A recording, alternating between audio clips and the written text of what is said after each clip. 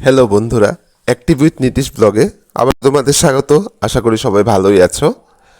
তো আমাদের শনিবার ছিল দেবী মনসার পুজো।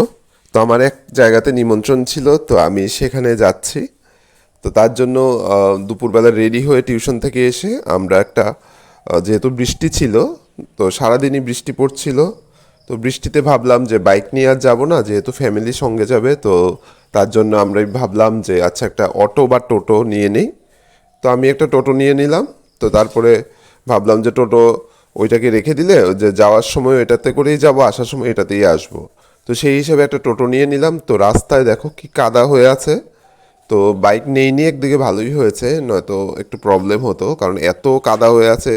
আর সোনামুড়া টু মধুবন যে রোডটা, এটা খুবই খারাপ অবস্থা হয়ে আছে। তো আমরা দুপুরবেলা রওনা দিলাম। তো ওইটা ছিল মধুবনের কাছেই যে মাস্টারপাড়া আছে ওই রোডে। আমার এক স্টুডেন্টের বাড়িতে পুজো হয়েছিল, মনসা পুজো। প্রতি বছরই ওই বাড়িতে পুজো হয়। তো সেখানে গিয়েছিলাম আমরা। তো আমার বেশ ভালোই লেগেছে, এবং ওইখানে এত সুন্দর পুজো হয় দেবী মনসার, মানে খুবই ভাল লাগে আর কি। মানে প্রতিমাটি এতই ভালো দেখতে, এতই সুন্দর দেখতে, মানে খুবই ভাল লাগে। তো আমি প্রতি বছরই সেখানে যাই, মোটামুটি গত কয়েক বছর ধরেই যাচ্ছি।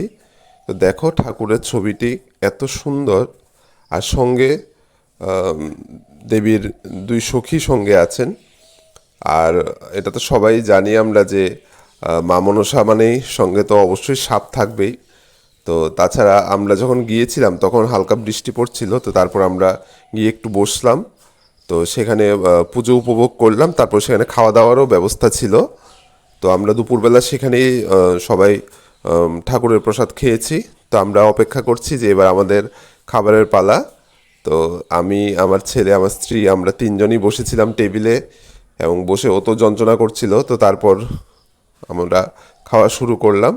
তো খাওয়া পর্বে প্রথমেই মানে ও কিছুক্ষণ দুষ্টামি করছিল, তো যাই হোক, তো আমরা তাড়াতাড়ি আমাদের খাবার কমপ্লিট করে নিলাম। তো তারপর বেশিক্ষণ থাকিনি আমরা, যেহেতু বৃষ্টি হচ্ছিল। আর তাছাড়া বিকেলবেলা আমার আবার টিউশনে ছিল। তো আমরা বাড়ির উদ্দেশ্যে রওনা দিলাম। তো এই ছোট্ট ব্লগটি তোমাদের জন্য আজকে ছিল।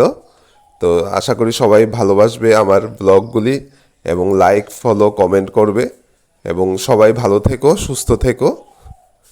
তো আমার চ্যানেলটি সবসময় লক্ষ্য করবে, এবং আমার যদি কোনো দোষ ত্রুটি থাকে অবশ্যই আমাকে জানাবে।